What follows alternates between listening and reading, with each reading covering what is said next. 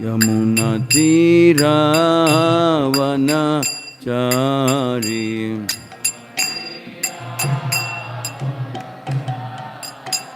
Yamunatiravanachari.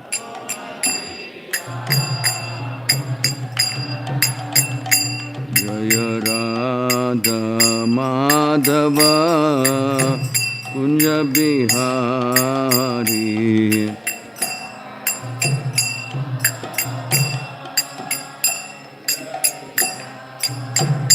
Jaya Radha Madhava Kunja Bihari.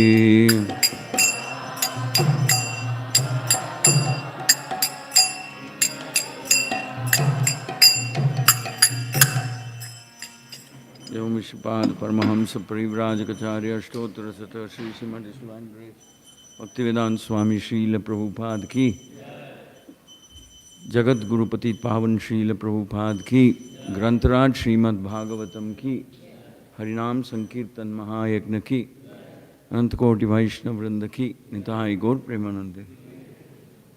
All glories to the assembled devotees, all glories to the assembled devotees, all glories to the assembled devotees, all glories, all glories, all glories to Sri Guru Gauranga and Srila Prabhupada. Om Namo Bhagavate Vasudevaya. Om Namo Bhagavate Vasudevaya.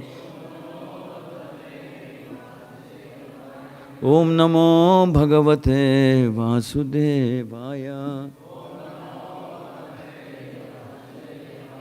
Narayanam Namaskritya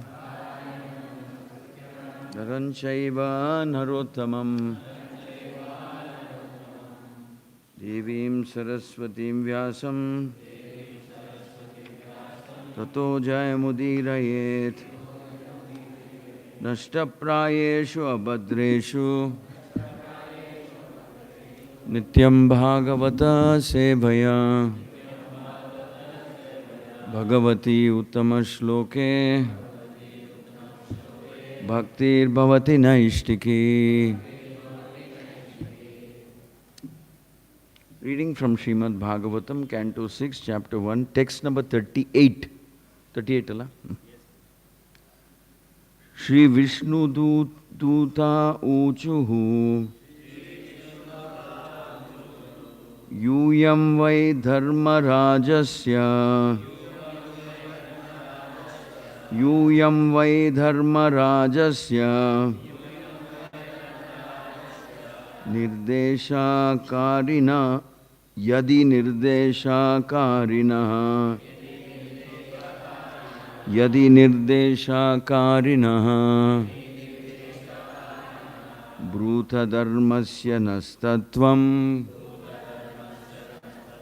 Bhuta Dharmasya Nastatvam Yacha Dharmasya Lakshanam Yacha Dharmasya Lakshanam Shri Vishnu Duta Uchuhu Yuyam Vai Dharma Rajasya Yuyam Vai Dharma Rajasya Yadi Nirdesha Karinaha Yadi Nirdesha Karinaha Bhuta Dharmasya Nastatvam Bhuta Dharmasya Nastatvam Yacha Dharmasya Lakshanam Yacha Dharmasya Lakshanam.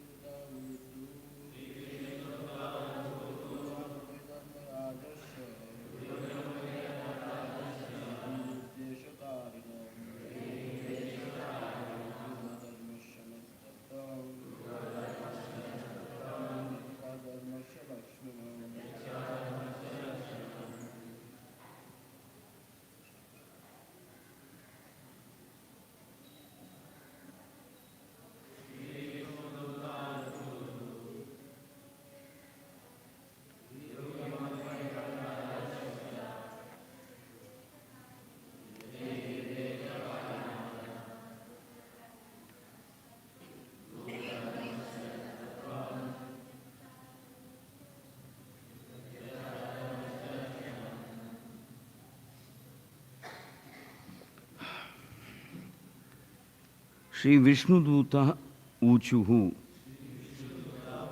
The blessed messengers of Lord Vishnu spoke. Yuyam, all of you. Why? Indeed, Dharmarajasya, of King Yamaraj, who knows the religious principles. Yadi, if Nirdeshakarinaha, order carriers, Bruta, just speak, Dharmasya, of religious principles, Na, onto us, Tattvam, the truth, Yat, that which, Cha, also, Adharmasya, of impious activities, Lakshanam, symptoms. Translation and purport by His Divine Grace A.C. Bhaktivedanta Swami Srila Prabhupada. The blessed messengers of Lord Vishnu, the Vishnu Dutas, said, if you are actually servants of Yamaraj, you must explain to us the meaning of religious principles and symptoms of irreligion. Purport. This inquiry by the Vishnu Dutas to the Yamadutas is most important. A servant must know the instructions of his master. The servants of Yamaraj claim to be carrying out his orders, and therefore the Vishnu Dutas very intelligently asked them to explain the symptoms of religious and irreligious principles. A Vaishnava knows these principles perfectly well because he is well acquainted with the instructions of the Supreme Personality of Godhead. The Supreme Lord says, Sarva dharman parityajya mamekam sharanam vraja. Give up all other varieties of religion and just surrender unto me. Therefore, surrender unto the Supreme Personality of Godhead is the actual principle of religion. Those who have surrendered to the principles of material nature instead of Krishna are all impious regardless of their material position. Unaware of the principles of religion, they do not surrender to Krishna, and therefore they are considered sinful rascals. Lowest of men and fools, bereft of all knowledge. As Krishna says in the Bhagavad Gita, Samam dushkritino moodaha prapadyante naradamaha maya yapahurta jnana asuram bhavam ashritaha.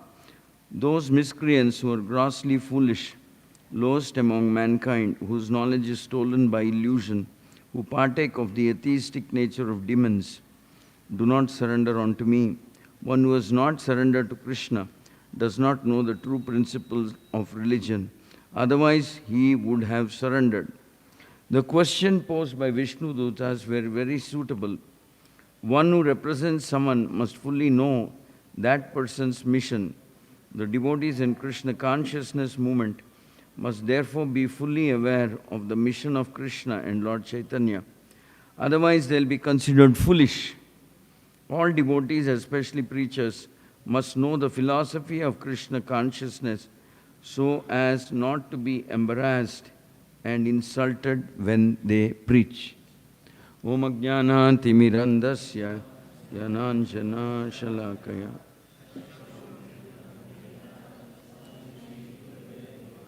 Shri Chaitanya Manobhishtam Pitam Yena Bhutale Swayam Rupa Kadamahyam Dadati Swapadantikam Vandeham Shri Guru Shri Yuta Padakamalam Shri Gurun Vaishnavamsya Shri Rupam Sagrajatam Sagana Raghunathanvitam Tam Sajivam Sadvaitam Savadutam Parijana Saitam Krishna Chaitanya Devam Shri Radha Krishna Padan Sagana Lalita Shri Vishakan Vitamsya He Krishna Karuna Sindhu Dinabandho Jagatpate Gopesha Gopika Kanta Radha Kanta Namostute Tapta Kanchana Gaurangi Radhe Vrindavaneshwari Vrishabhanu Sute Devi Pranamami Hari Priye Vancha kalpatarubhyasya kripa sindhubhya eva cha Vaishnavebhyo namo namaha. Krishna Chaitanya Prabhu Nityananda Shri Advaita Gadadara Ivasadi Gaura Bhakta Vrinda Hare Krishna Krishna Hare Hare.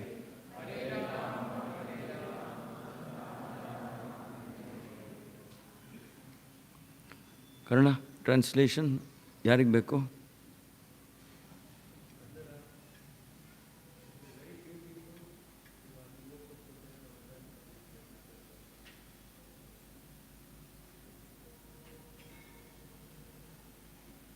Prabhupada ಹತ್ರ ಹೋಗಿ ಕೂತ್ಕೊಳ್ಳಿ Kannada ಬೇಕಾದವ್ರಿಗೆ.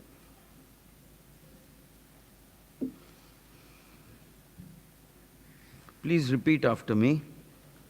The blessed messengers of Lord Vishnu, the Vishnu Dutas said, if you are actually servants of Yamaraj, you must explain to us the meaning of religious principles and the symptoms of irreligion. Mukam karoti vachalam pangum langayate girim yat kripatamaham vande Shri Gurum Deenatarinam Paramananda Madhavam Shri Chaitanya Ishwaram. Hare Krishna. So we are continuing our discussion on the 6th canto. One of the most important leelas of the 6th canto is the leela of Ajamila. So we are at the beginning of the conversation between Yamadutas and Vishnu Dutas. And the first thing that the Yamadutas tell is they appreciate the Vishnu Dutas. They say, your eyes are just like petals of lotus, dressed in yellow silken garments, decorated with garlands of lotuses and wearing very attractive helmets, earrings in your ears. You appear fresh and youthful, etc. Your effulgence has dissipated the darkness of this place with extraordinary illumination. Now, sir, why are you obstructing us? Because Vishnu Dutas had stopped Yamadutas from taking the Atma of Ajamila. So quite obviously the Yamadutas are inquiring, why have you stopped us? What is the reason? And the Vishnu Dutas will reply, and the first thing they say is that, they will say, my dear sir,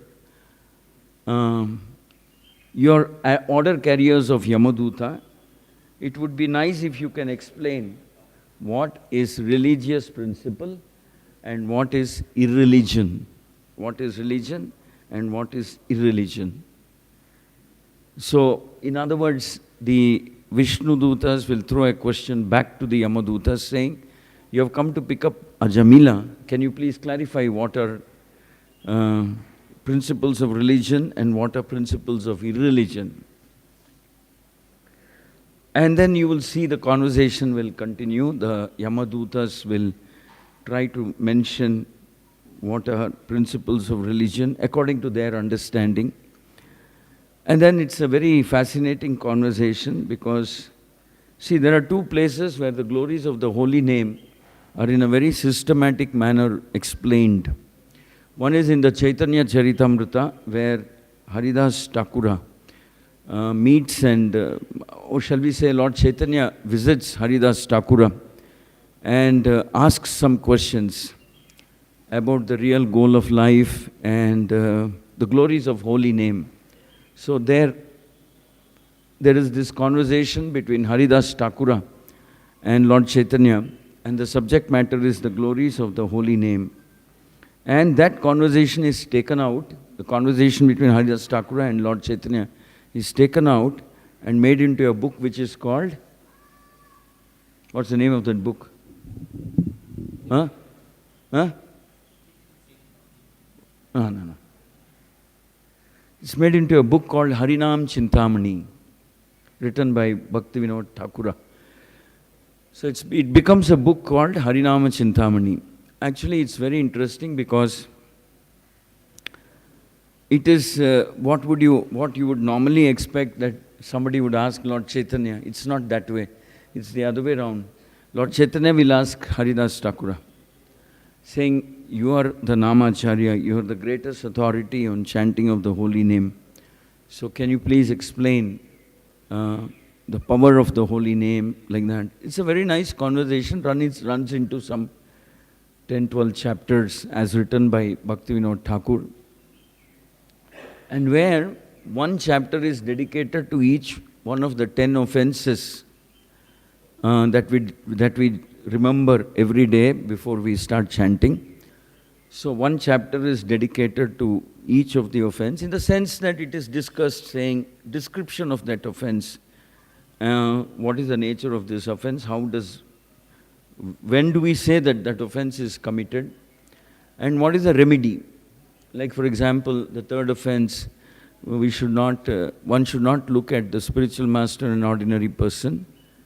We should not disobey the orders of the spiritual master and consider him to be an ordinary person.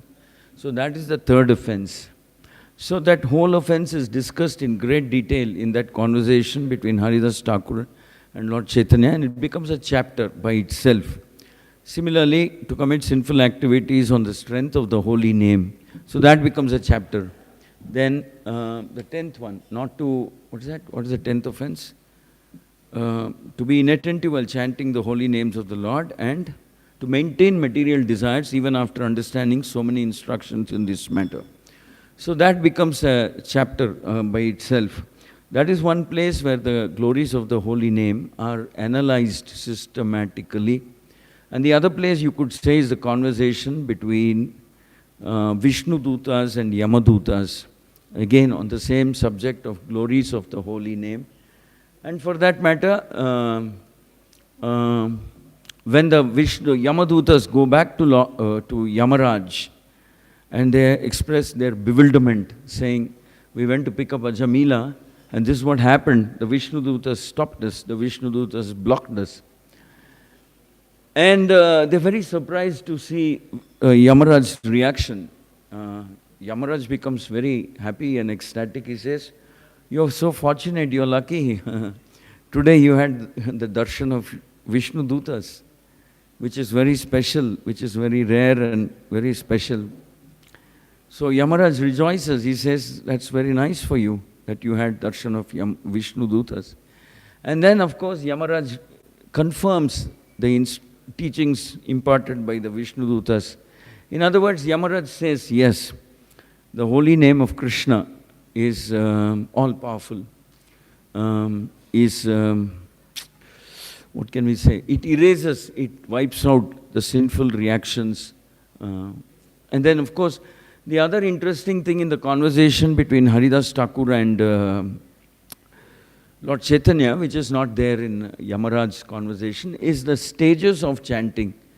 Haridas Thakur speaks about what is early stage of chanting, the preliminary stage of chanting, which is mixed with maybe some offensive attitude. Then you move on to what is known as Namabhasa. Namabhasa means a particular type of chanting where the effect of chanting is not fully manifest. Nama Abhas, partially manifest, only partially manifest. So Haridas Thakur explains that there are three types of obstruction on the benefit of the holy name. And then he gives the example of a mist on a foggy, misty day in the winter. Even when the sun rises, you cannot feel the full effect of the sun because of this mist that is there. This mist blocks the effect of the sun. So same manner, when we are chanting in what is considered to be Namabhasa stage, maybe it is not accompanied by sinful activities, but maybe it is accompanied by some wrong understanding of the holy name. Or let us say somebody is chanting with some kind of a Mayavada contamination, the wrong understanding, or just plain being inattentive while chanting. or insufficient knowledge of the nature of the holy name. That is, to even if one thinks that the holy name and the holy name is not absolute and the same as Krishna, that would be considered namabhas, improper understanding, ignorance. So Haridas Thakur compares it to the fog, misty effect. So even when we are chanting, because we don't have proper understanding, the full benefit of the holy name may not be experienced. And then Haridas Thakur says the another kind of offense, which is probably a little more serious, is the cloud effect. He says, one is mist and fog, which is,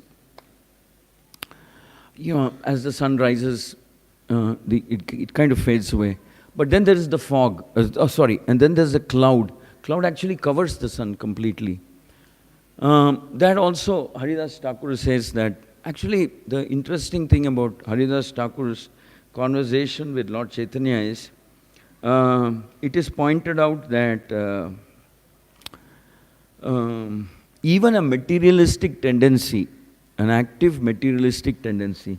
What I mean by saying active materialistic tendency is that you're chanting the name of the Lord, but you're internally or mentally, you're actually pursuing some material goals that you want to experience as a benefit of chanting.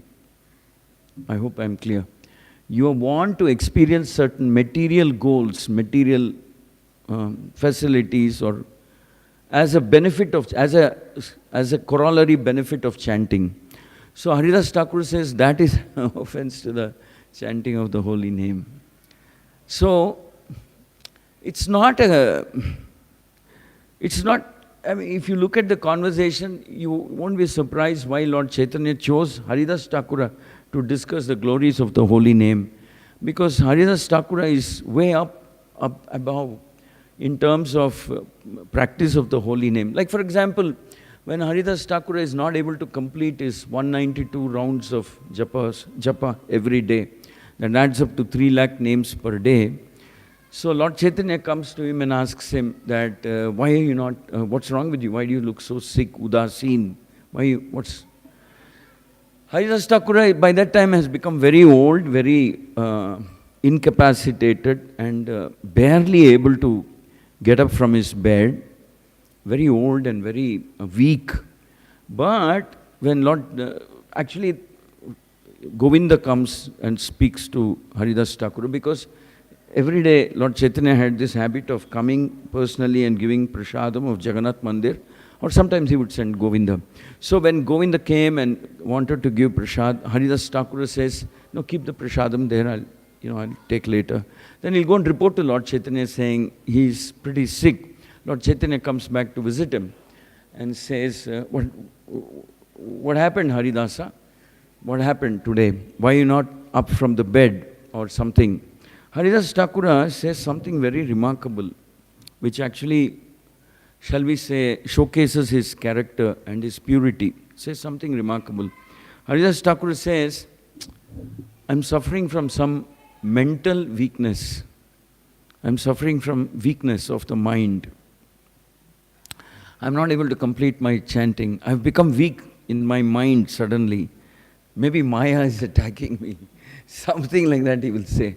Lord Chaitanya everybody there is stunned. They say, and then Lord Chaitanya pacifies him. Very nicely he pacifies.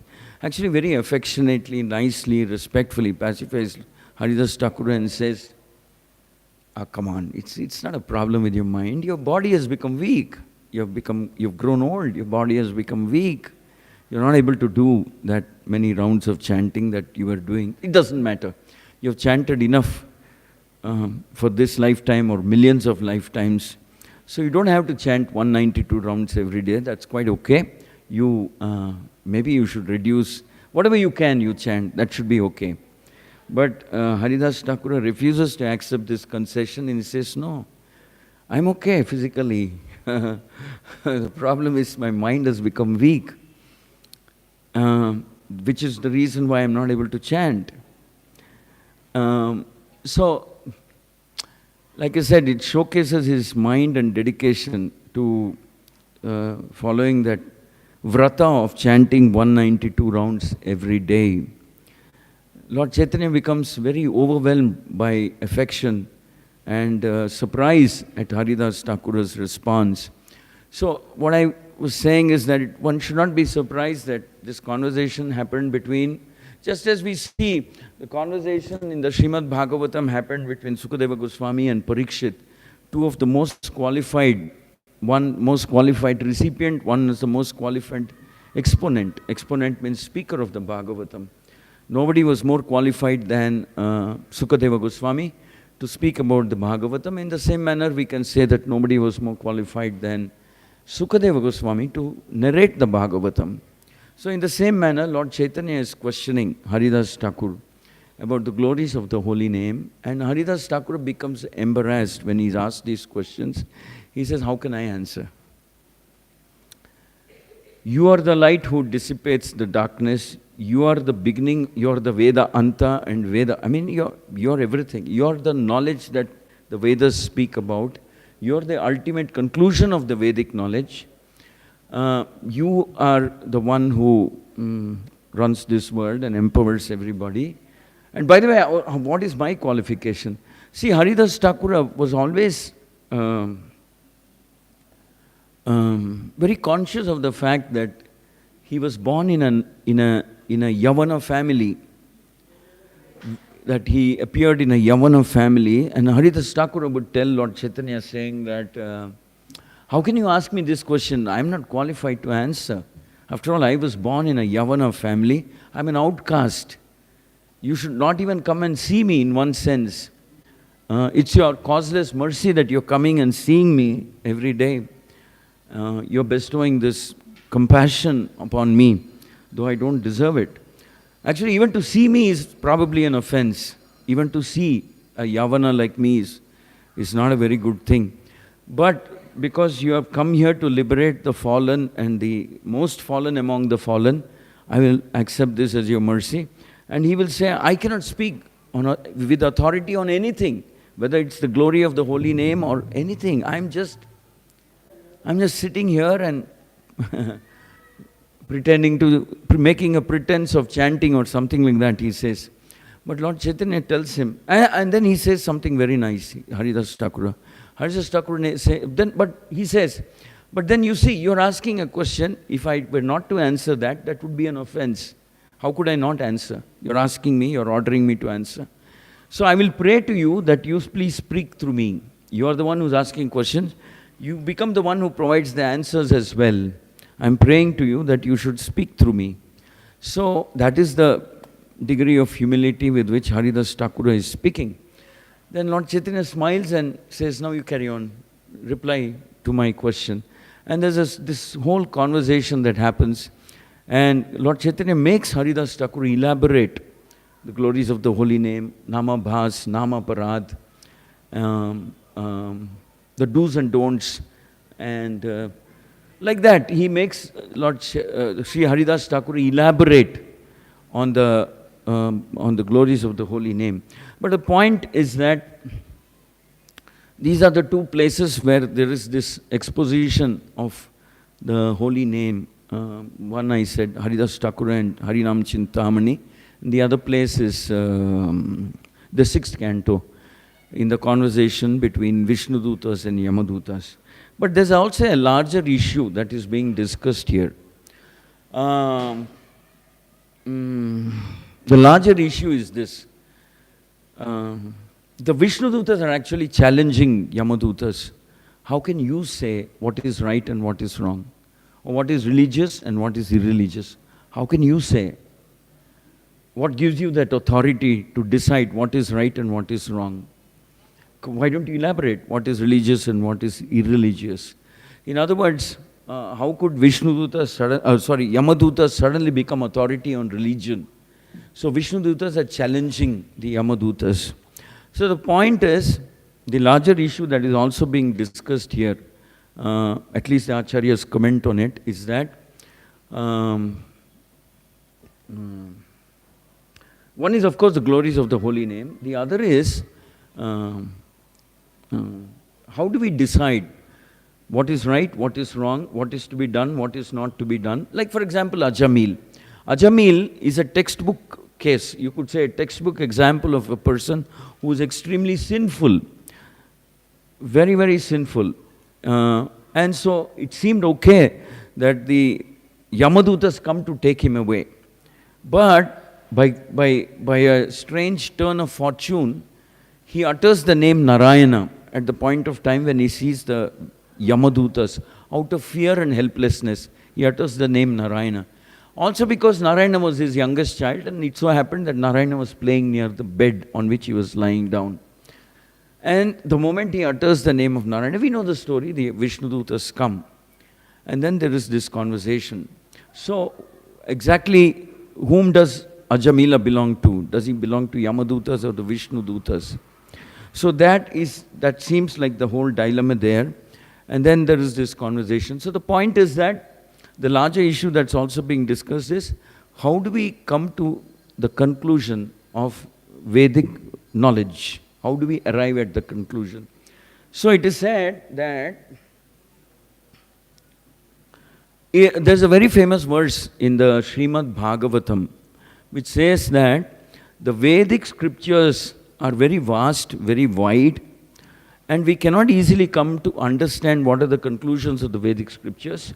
And then the best way, by the way, it is said that in that verse it is said that the conclusions of the Vedic scriptures, you have the Bhagavatam, Bhagavad Gita, the Upanishads, Puranas, Itihasas, sometimes they tend to contradict one another, or sometimes they speak unequivocally about certain issues.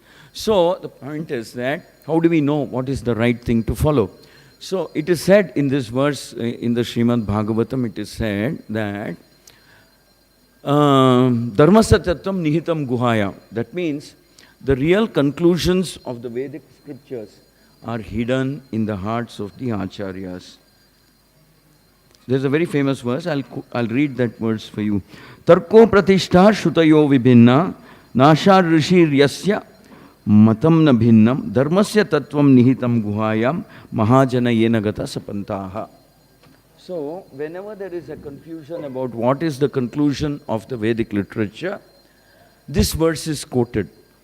See, the Vedic scriptures are actually very wide, very vast in terms of the subjects they cover also. So it's quite possible that we can read the Vedic scriptures and come to multiple conclusions about what is right. Come to multiple conclusions about what is right. Say, for example, there is that famous incident in the Ramayana where Lord Rama kills Vali. That's one of the most hotly debated topics in the Ramayana. Why did Rama do what he did by killing Vali? Did he do the right thing? By the way, was it the right thing? It's a hot topic. And then there is this other topic on which Bhakti Siddhanta also is commented. This whole thing about, was Ekalavya really a disciple of Dronacharya? And why not? Was he or was he not? If he was a disciple, how could we say he was a disciple? If he was not, how could we say he was not a disciple? So sometimes Vedic scriptures, when we read independently, they tend to present confusing scenarios. So in the Bhagavatam itself, it's very clearly mentioned. Oh, I didn't make a note where this verse comes from, but it's in the... no, this verse is not in the Bhagavatam. This verse comes from the Mahabharata. So here it is said, in the conversation between, I think, Yudhishthira and probably Yamaraj. Tarko pratishtha sutayo vibhinna nashar rishir yasya matam na bhinnam dharmasya tattvam nihitam guhayam mahajana yena gata sapanta.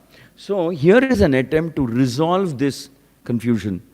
When the Vedic literature seemed to be presenting two views, or it's not easy to determine what is the right thing, so then we take recourse to this verse where it is said, Mahajana yena gata sapantha, and the line previous to that it says, Dharmasya tatram nihitam guhayam. That means the conclusions of the Vedic literature are hidden in the heart of the sadhus. Are hidden in the heart of the sadhus.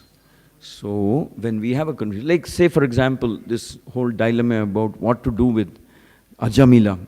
So the conclusions as to what is the right thing to do is there in the heart of the of the saintly people.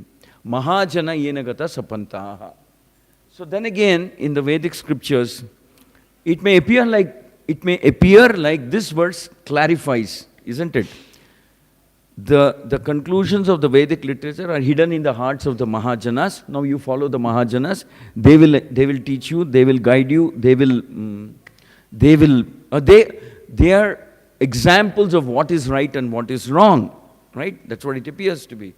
But then some acharyas point out that there are, it's there in the scripture. There are 12 Mahajanas, and there is a verse that names all the 12 of them.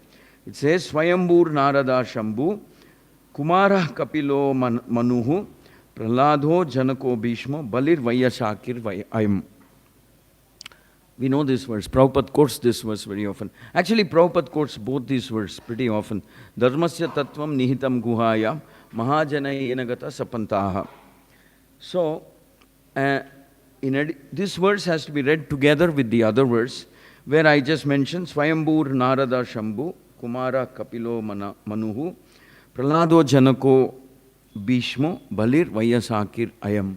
So the 12 Mahajanas, the recognized, authorized 12 Mahajanas are listed in this verse.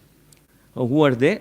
It starts with Brahma, Swayambhu Brahma, Narada, Shambhu means Lord Shiva, Kumara means the 4 sons of Brahma, Kapila means sage Kapila. Not the Sankhya philosopher Kapila. It's Kapila, the Lord Kapila actually, the son of Devahuti and Kardama. Manu means Manu, the son of Brahma. Pralado Janako Bhishma, Pralad Maharaj, Janaka, the father of Mother Sita, and Bhishmacharya from Mahabharata. Balir Vayasakirayam. Balir Maharaj. Vayasaki means Sukadeva Goswami, the son of Vyasadeva. Ayam means Vyasa is speaking this word, so Ayam means myself. So that makes it 12. So there are 12 Mahajanas, so go to them. And then questions of this nature, dilemmas of this nature are kind of resolved.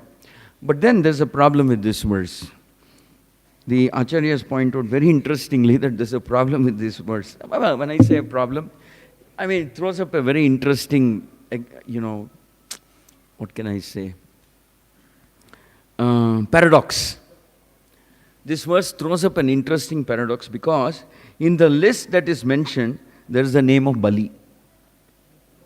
There's the name of Bali Maharaj. Now the big debate is how could Bali Maharaj be considered a Mahajana? Because he was actually the leader of the Asuras who fought the Devatas, who captured the kingdom that belonged to the Devatas and drove the Devatas out and, established his kingdom starting from the highest heavenly planet all the way up to the lowest, which is Patala. Now, how could he be considered a Mahajana? He was an Asura. He was a leader of Asuras.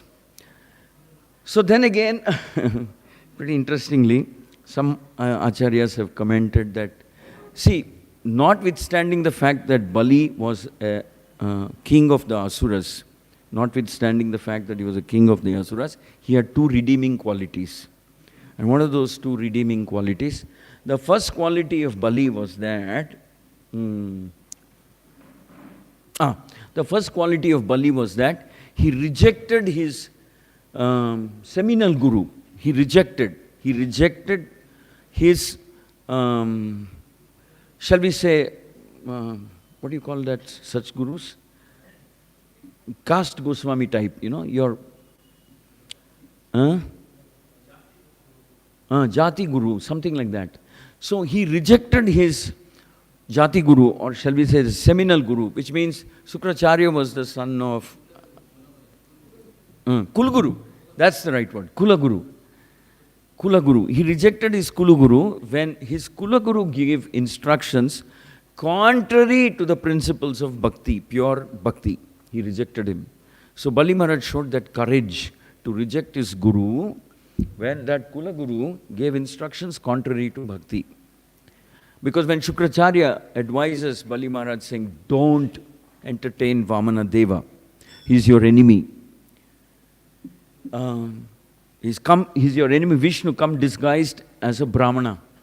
Maybe he will snatch everything that you have.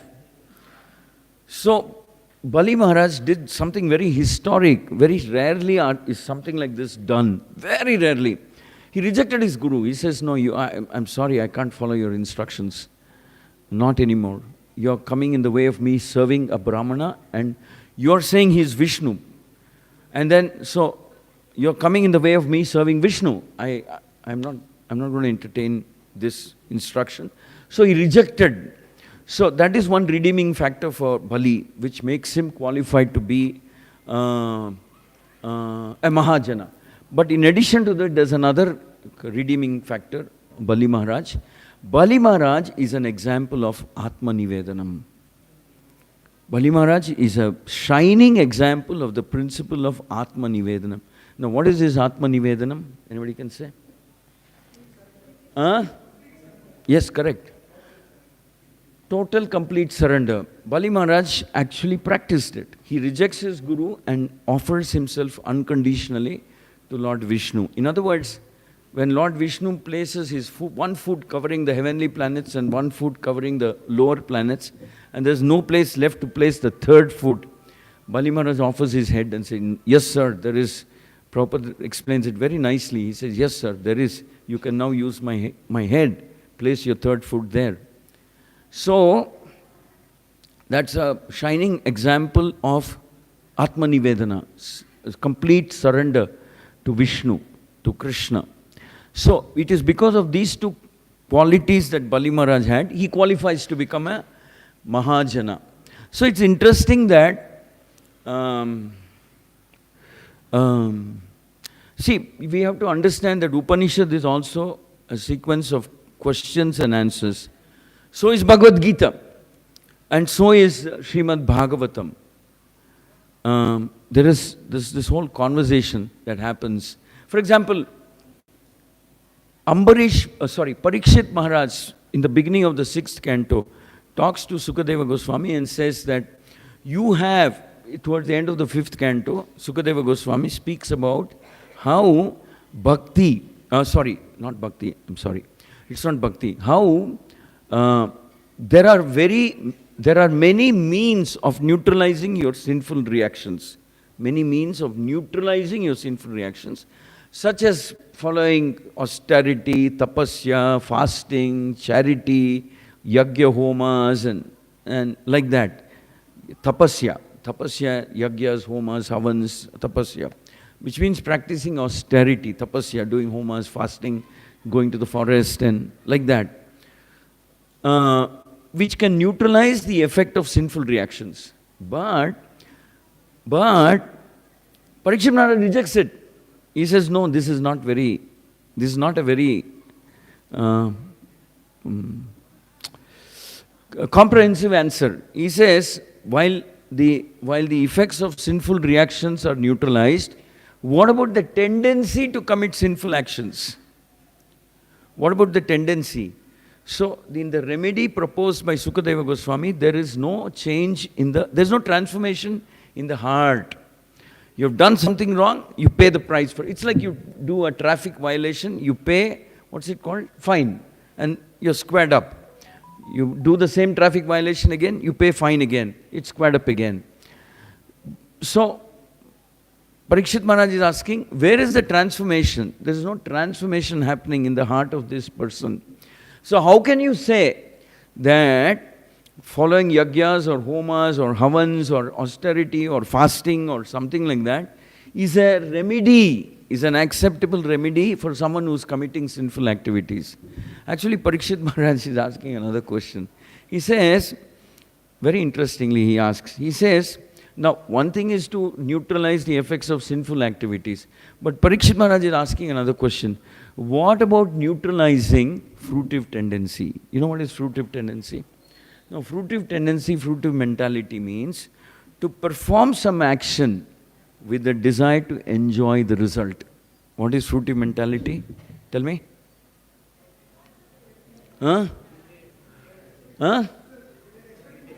Yes, wanting to expecting and wanting to experience or benefit by the result of what you're doing.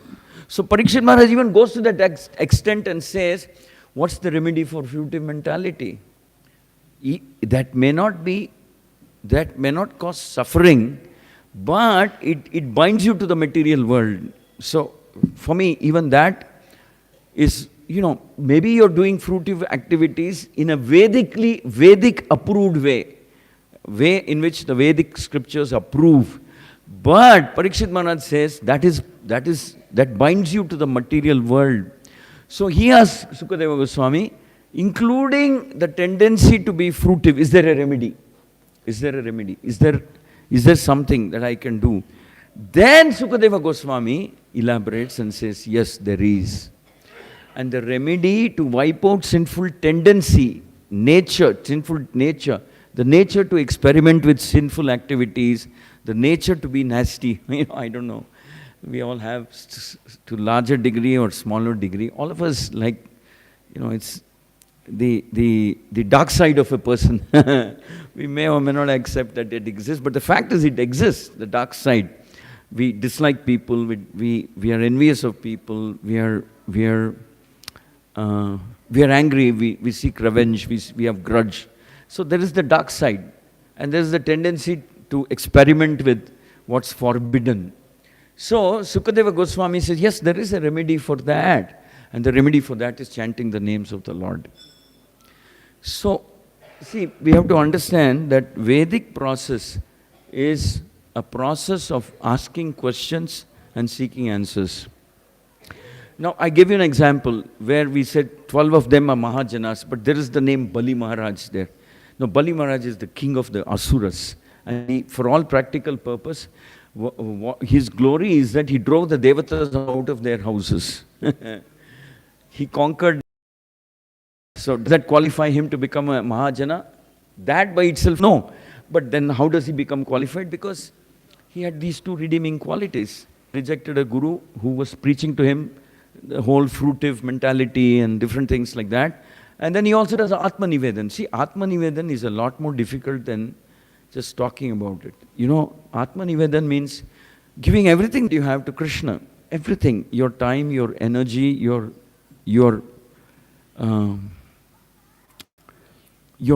skills, whatever you have, the good side, giving everything to Krishna and rejecting whatever is there in our consciousness as the dark side, rejecting it and just offering the good side completely, unconditionally to Krishna. That's a very glorious level of surrender. So that's how he becomes qualified. And then there is this whole question about what do we do when the Vedic scriptures themselves appear to be contradictory. Like, for example, some actions of Lord Rama, of Vali Vada, are hotly debated.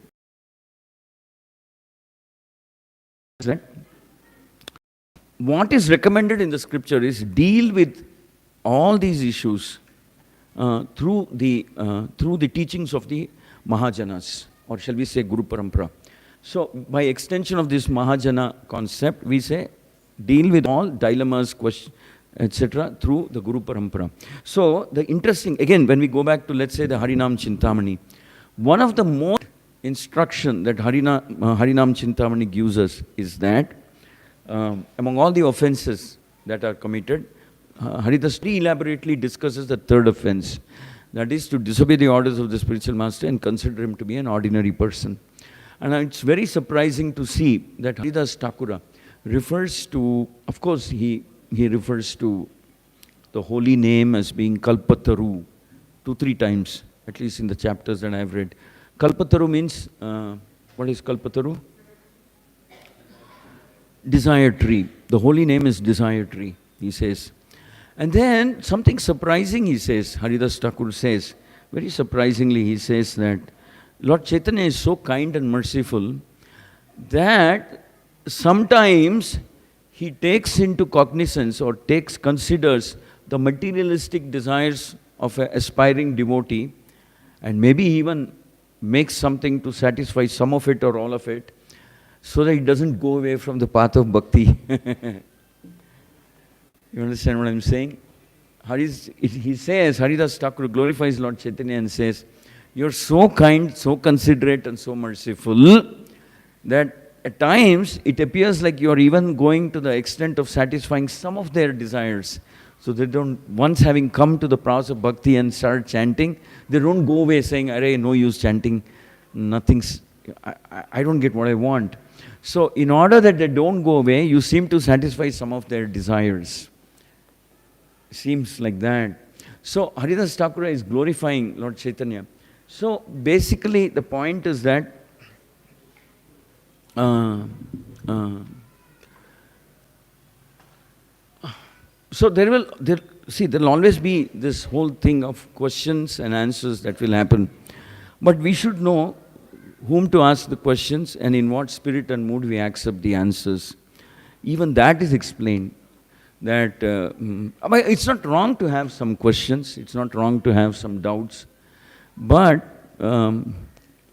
the point is we don't go outside the framework of, shall we say, the teachings of the Guru, Parampara and so on. So going back to Haridas Thakur, he also explains this offense, the third offense, so elaborately, and he says that for all practical purposes, one's spiritual life begins the day he accepts a guru, the day or the time he accepts a guru, and is actively engaged by the guru. That's when we can say that the person is spiritually well-placed, well-situated. When he accepts a guru and functions under the direction of that guru. So that element of following your guru is there. So coming back to the Bhagavatam context, Yamadutas and Vishnudutas having a conversation. Essentially, they're talking about principles of dharma. Yamadutas are asking, how can you obstruct us from taking Ajamila? Vishnudutas saying, you have no business to be here. He already chanted Narayana's name. So which among these two conflicting ideas is more superior, or shall we say more correct, or which among these two are authorized by the scripture and supported by the Mahajanas? So ultimately, we have to tie it all up in the sense that we bring it all up together by saying that what do the conclusions of the Mahajanas support? So we tie it all up there. And then, so it is also said that Chaitanya Mahaprabhu also refers to it, and so does so do the other great acharyas. Now, if you wish to understand clearly whether it is the philosophy of the holy name, glory of the holy name, or how do we accept a guru, how do we behave, what is dharma, etc. If we want to accept, the scriptures, the acharyas point out to a verse in the Srimad Bhagavatam itself. The acharyas point out to a verse in the Srimad Bhagavatam itself and say that is the encyclopedia. The Bhagavatam is the encyclopedia. Take your questions to the Bhagavatam. See, other books are maybe elaborating, like for example, Harinam Chintamani. It elaborates the principle that is already enshrined in the Srimad Bhagavatam. So take your questions, take your doubts to the Bhagavatam. Just as Arjuna and the Pandavas took their doubts to Krishna, we are encouraged to take all our doubts, all the clarifications we want to Bhagavatam. Because, something we want to know, something we really confused about, say for example, the position of the holy name and how Ajamila got saved. So take that question back to the Bhagavatam and listen to the explanations given by Mahajanas, which is also there in the Bhagavatam. So Yamaraj explains to Yamadutas the glories of the holy name. So it's said that Lord Chaitanya also endorses this view that take your questions back to the Bhagavatam. Because there is a verse in the Bhagavatam which says, Krishne swadhamopagate jnana karma adibhi saha kalo nashta drushamesha puranarko dunoditaha. That means,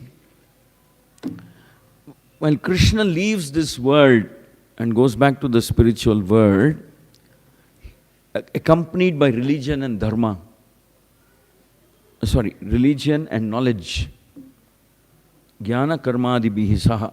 Religion and knowledge, he goes back. It is said that the same Krishna reincarnates in the form of Bhagavatam, just to drive away the ignorance of the living entity. So we take our questions to Bhagavatam, whether it is the holy name or whether it is the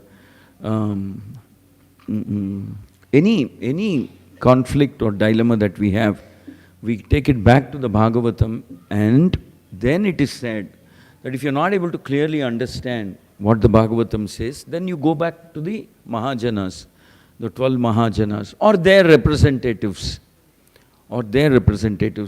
So the Acharyas say that practically, three of the paramparas, bona fide paramparas, are mentioned in the list of Mahajanas: Brahma, Kumara, and Shambhu.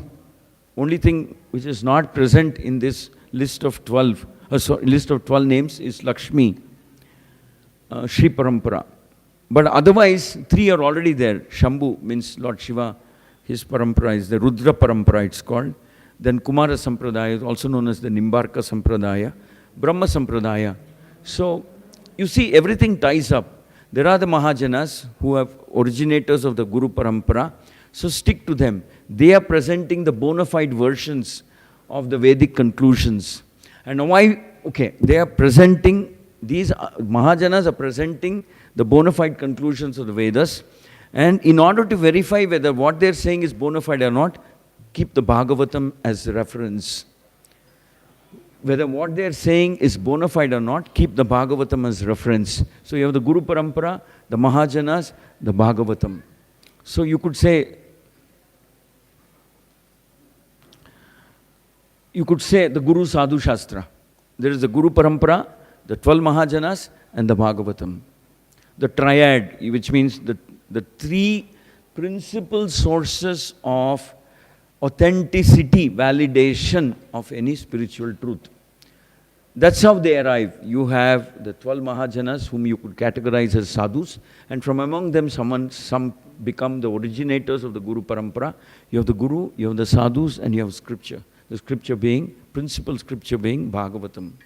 So that is why Prabhupada cross-references repeatedly saying, use Guru Sadhu Shastra as the reference points. And that's how Guru Sadhu Shastra emerge from this, shall we say, context, in this context. So in other words, we don't look beyond the Guru Sadhu Shastra template. That's our template for conducting our spiritual life. By the way, that Shastra is the same as Krishna. Bhagavatam, by a self-assertion, it is said that as soon as Krishna goes away to his world, Krishna reincarnates in the form of Bhagavatam. So in other words, Krishna, shall we say, scripture is non-different from Krishna.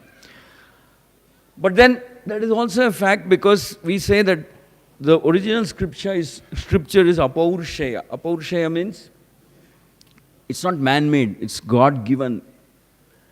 It's God-given. It's as absolute as Krishna himself is. So you have Krishna who is absolute, and he is present in the form of scripture, which is also absolute. And then there is Mahajanas, and from among the Mahajanas, the Guru Parampara pans out. So that's how the whole context of having Guru Sadhu Shastra as our points of reference in our spiritual life gets validated by this discussion. And going back to the Harinam Chintamani, it's actually very tempting to speak something about, because the sixth canto, the highlight of the sixth canto is quite really the teaching of the instructions of Vishnu Dutas to Yamadutas on the glory of the holy name, and Yamaraj confirming these teachings. That's quite really the highlight of the sixth canto. Now, like I said, this discussion on the holy name happens there as well as in the Harinam Chintamani. Harinam Chintamani is a... Actually, in the descriptions of Harinam Chintamani, it said that Nama Mahatmya Suchana. That means, here is a book that describes the glories of the holy name of the Lord. And then also Haridas Thakura says that in order that people don't go away from... that's another thing that Haridas Thakura mentions. Haridas Thakura also mentions that the Nam Sankirtan, in one sense, in an absolute sense, is not different from the Ras Leela of the Lord. That's not a small statement. That's a huge statement to make. So, what Haridas Thakura is saying is that potentially Nam Sankirtan, when done in a what's the way of putting it? When Nam Sankirtan, when done in an unmotivated with a pure state of mind and consciousness, is potentially capable, shall we say non-differently capable of generating the same type of ecstatic reciprocation from Krishna as the gopis felt when they were with Krishna. As the gopis felt when they were with Krishna. So that is the reason why it is said that Mahaprabhu is the most munificent avatar. We speak about Mahaprabhu giving Krishna, giving the holy name to unqualified people, giving people from all classes, all varnas or ashramas the holy name and asking them, encouraging them to chant, removing their sinful reactions, removing their karmic tendency, removing their fruitive mentality. That's one level of looking at it. But actually, Haridas Thakura is looking at it at a very higher esoteric level. He's saying that this Nam Sankirtan is potentially as intimate and as intensely intimate reciprocation we can feel as the gopis felt when they were with Krishna, when we chant properly. When we chant properly. This is what Haridas Thakura says in glorification of Lord Chaitanya. He says, you have come here to give that same intense happiness, or shall we say reciprocation, that the gopis felt when they were with Krishna. You have come to distribute that in a widespread manner without any restrictions at all through the process of Nam Sankirtan. Through the process of Nam Sankirtan. And which is why you are the most munificent incarnation. And Haridas Thakur points out that you have come here to give. And pretty often you are giving it to people who in the traditional Vedic sense are not qualified to receive it. In the traditional Vedic, shall we say, frame, are not qualified to receive it. I mean, in the sense that Krishna talks about giving shelter also to somebody who surrenders to him. But Lord Chaitanya is talking about giving somebody Krishna Prema. The same intense reciprocation that the gopis felt when they were with Krishna, he is ready to give it to even to those who are unqualified, not, maybe not deserving of that. In the traditional Vedic sense. Because in the traditional Vedic sense, to reach that platform would probably take us millions of lifetimes. Because it is said that one should not even have a trace of materialistic thinking. Even a trace, minutest trace, a whiff of materialistic thinking, we can't experience that level of intense reciprocation. But Lord Chaitanya is making it available for us. So, Haridas Thakura glorifies Lord Chaitanya. So, actually speaking, no discussion about the glories of the holy name can conclude without referring to the conversation between Lord Chaitanya and Haridas Thakura. Though it's quite tempting to talk about it now here today, I would rather not. Maybe somebody who gives classes subsequent to this, because subsequent to this, we start hearing the philosophy of the holy name. Vishnuduta start glorifying the holy name, because Ajamila, actually that's another interesting thing this Haridas Thakura says. Haridas Thakura says that the Lord's holy name is not an ordinary substance. It's very mystical. If there is anything mystical in this world, you could say the holy name qualifies to be called that. Now, why is it mystical? Haridas Thakur gives an example. He says, let's take the word Hari. Let's take the word Hari. Now, if the letter Ha is there in one word, if the letter Ha is there in one word, and quite a bit later in the same sentence, there is the letter Ri in some other word. Do you get what I'm saying? The letter Ha is in one word, and the letter Ri is there in some other word, quite a distance away, separated by many other letters. The Lord will take it that you have chanted the name Hari.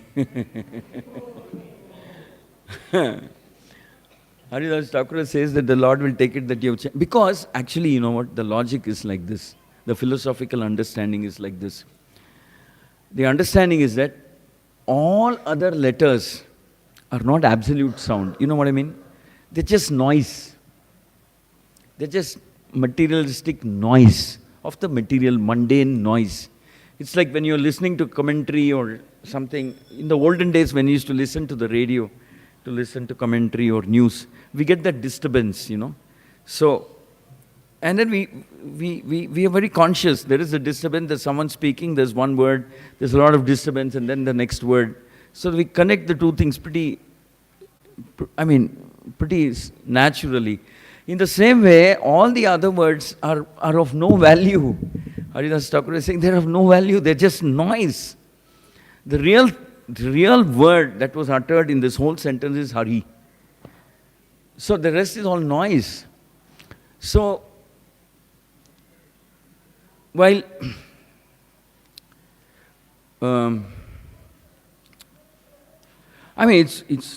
I don't think it's a proper thing to do, to compare between how Vishnu Dutas and Yamaraj are speaking about the holy name and Haridas Thakur and Lord Chaitanya are speaking about the holy name, whether it would be proper to compare. But the fact remains that Haridas Thakur's explanation of the holy name is not at the level of destroying karma. That can be said. See, when Yamaraj, Yamadutas, Vishnu Dutas and Yamadutas are discussing the glories of the holy name, the point that is being emphasized is the power of the holy name to destroy karma. You get what I'm saying? The power of the holy name to neutralize karma. But when Haridas Thakur and Lord Chaitanya are talking about the glories of the holy name, that's not referred to at all. Not really the main subject. When Haridas Thakur is explaining, Haridas is explaining to the Lord Chaitanya the glories of the holy name, that's more about awakening of bhakti, wiping out of, awakening of bhakti, awakening of, especially in the age in which Lord Chaitanya appears. It appears like the holy name is even more empowered than normally. So Haridas Thakur and Lord Chaitanya are talking about at a much higher level the glories of the holy name, such as the potency of the holy name, if it is accepted in a Guru Parampara, because we already went through that. There is the 12 Mahajanas, some of them become Gurus, they're the Guru, then there is the Mahajanas who are the Sadhus, then there is the scripture. We went through that whole argument, understanding.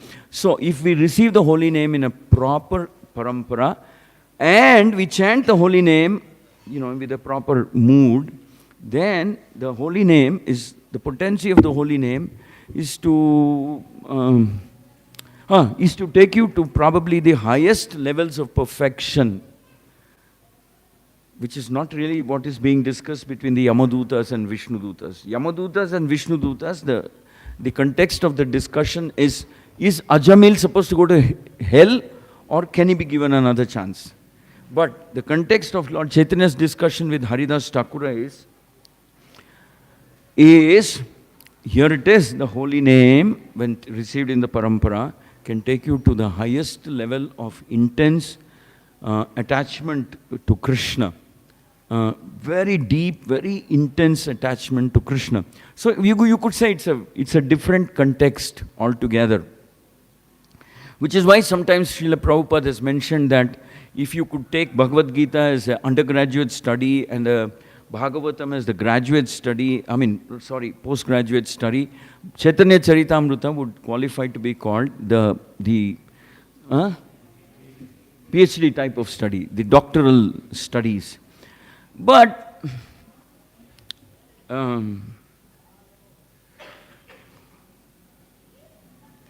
so that's why I guess we in a very, from a very philosophical perspective also, we should be very eternally indebted to Srila Prabhupada, because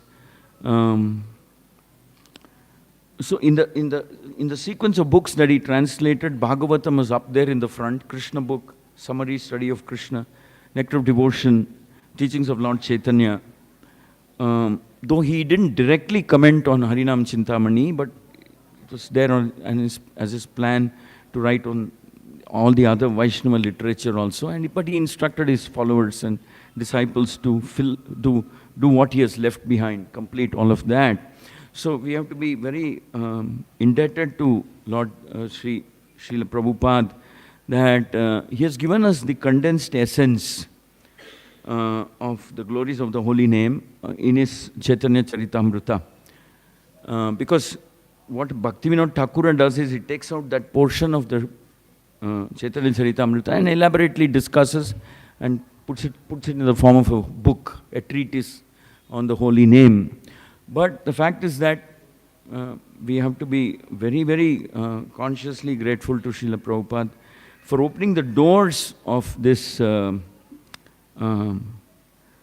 movement, which is so full of rasa. Rasa means mellow, and guiding us in this path. Hare Krishna, Krishna Krishna, Hare Hare, Hare Rama. I'm not sure if it was too philosophical or I don't know. I had to prepare and did something. Any questions or comments?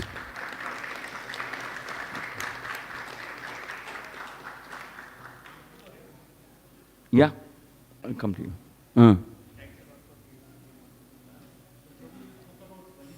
Yeah? Yes?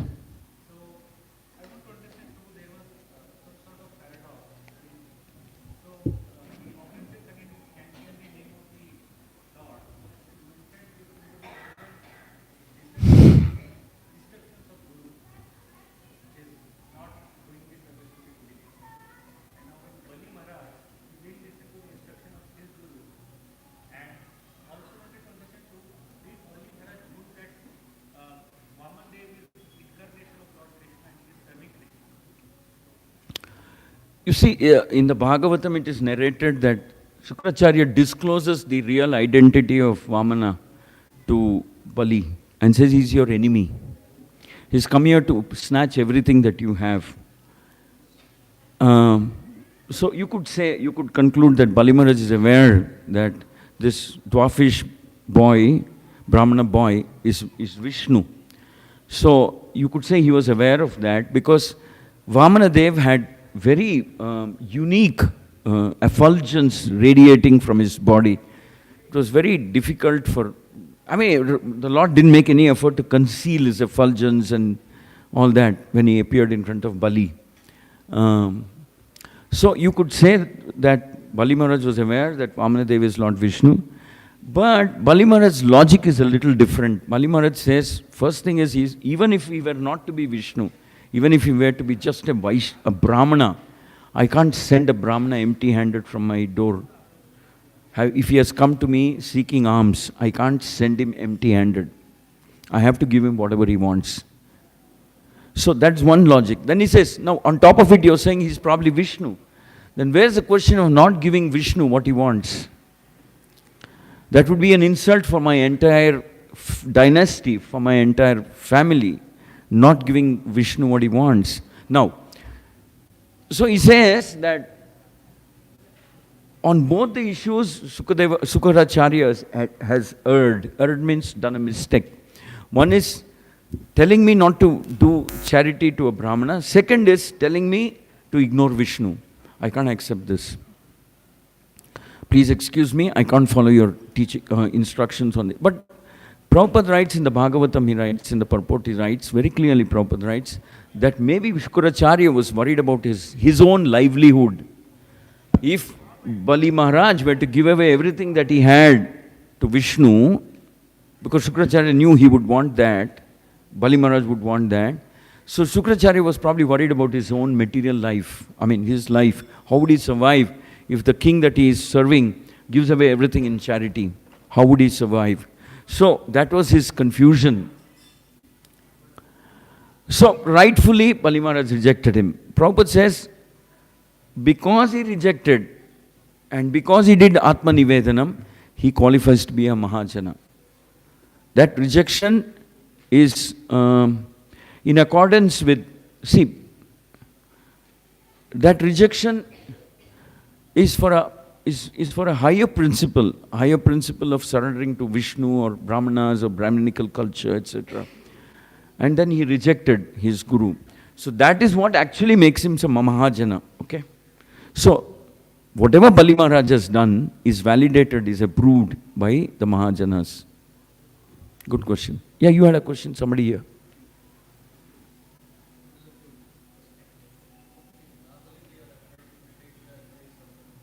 Guru, yes. So spiritual and not only in critical situations, how do we take a decision when Guru is saying something, and how to take a decision on our own, whether we have such a power to take a decision? You see, this actually, I don't like to. The question is, how do we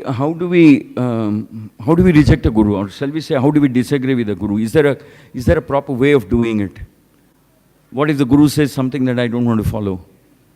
Something like that, right? So how do we actually? Honestly, I don't want to answer this question. I'm not. I don't know how to do it. I would rather not do it. I would rather none of you do it. If you have a bona fide Acharya Guru, he has to be followed, that's all. I mean, there's a Vaishnava assembly. If there's an assembly and then, let's say the GBC says that so-and-so, unfortunately, is no longer qualified to be a guru, very respectfully stay away from him. I mean, indicate respect, but you don't have to follow his instructions. So then we are okay, we are exempted. We can also follow, hide under the shelter of that instruction. But otherwise, there's no such thing as disobeying the Guru. Such a proposition should not exist in our mind. Should not exist. There's no place in the disciples' heart, which is why it is said in the Haridas Thakur mentions in his Harinam Chintamani. You'll be surprised, he mentioned. That's a very comprehensive chapter. Haridas Thakur mentions, whatever you want to do, you do by way of testing, you do before you accept him as a guru. Before you accept him as a guru. But after you accept him as a guru, there's no question of any adjustments or going back. Don't do that. So guru is very, very, what shall I say, the foundational principle of a devotee's life. So there's no such thing as not following a guru. You have difficulty, you can go back to your guru and tell him, this part of your instruction, I'm finding it very difficult. Kindly, I beg your pardon, I apologize. Can you please save me from Guru Aparad? What should I do? Can this instruction be modified? Something. Maybe it's probably okay to ask like that, rather than to think that Guru's instructions can be set aside. Good question, yeah? Very, very rarely. Good question. Anybody else? Yes?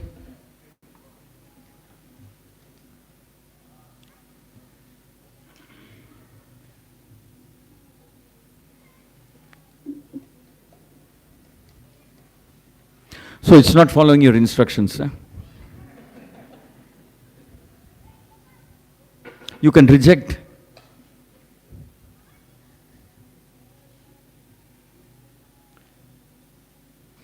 Okay, Mataji, you can speak loudly.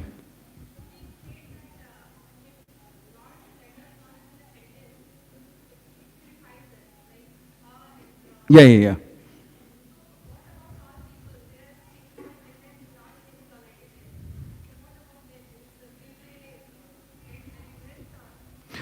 See, all that chanting is called Ajnata Sukruti. Comes under the category of Ajnata Sukruti, but then it's some kind of Nama Bahas. So you won't get the full benefit of the holy name. Haridas Thakur explains that such accidental chanting, unintentional accidental chanting, will broadly come under the category of Abhas. That means unintentional, non-intentional, accidental chanting.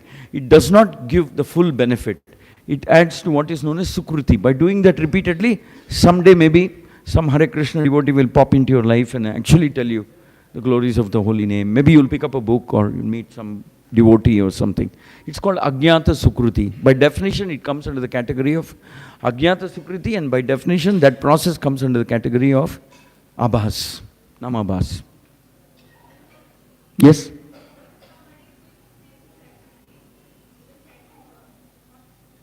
Sinful activities and? You see, both cannot go for a long time.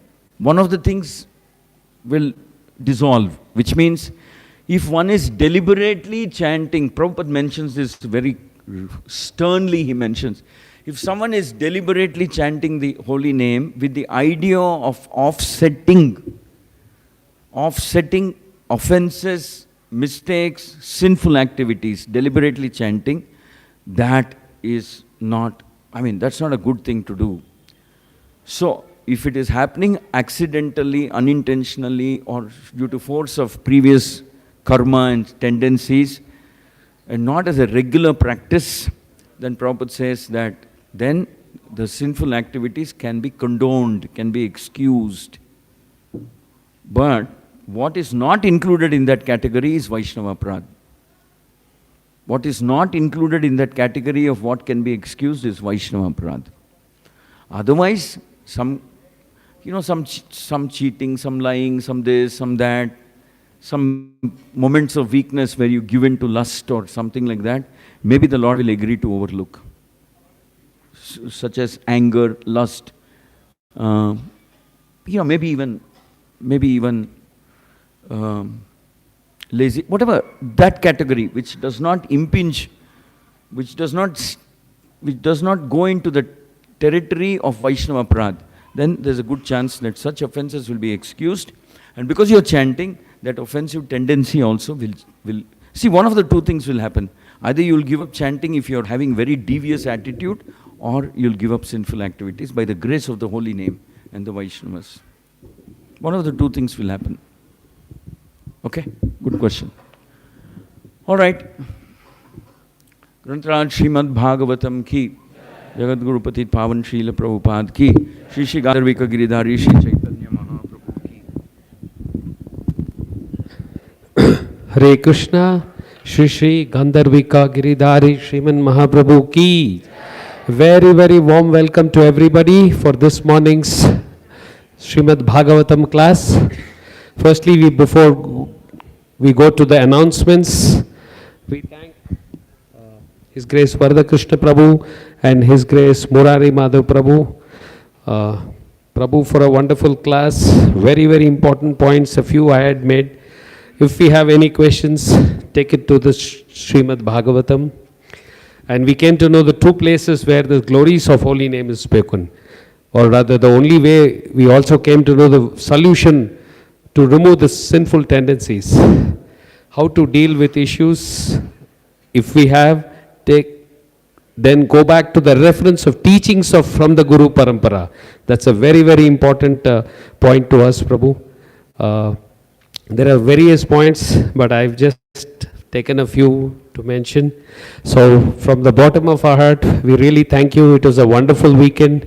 Yesterday we had association of His Grace, His Holiness Indradyumna Maharaj, and today we have a wonderful Bhagavatam session. Okay. First we'll thank by loudly chanting to both of them, by loudly chanting Hare Krishna Mahamantra. Hare Krishna, Krishna Krishna, Hare Hare, Hare Rama, Rama Rama, Hare Hare. A few important announcements. Please stay back here.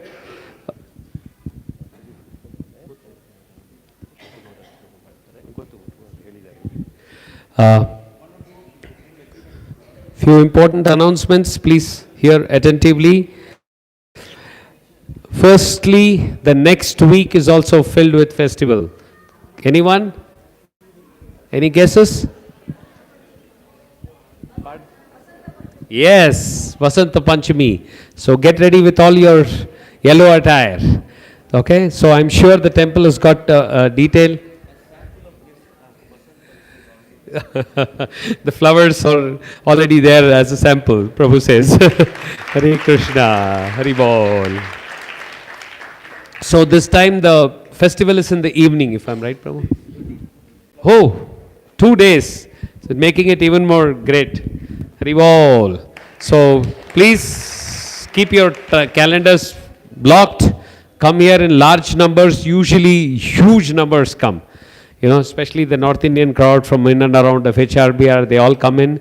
Good opportunity for us to, distribute some books, take some contacts, so many things. So please plan your visit to the temple. Second is, today's cooking is done by Gaurasundara Circle and Bhaktavatsala Circle. But here, the main sponsors is Her Grace Ranga Devi.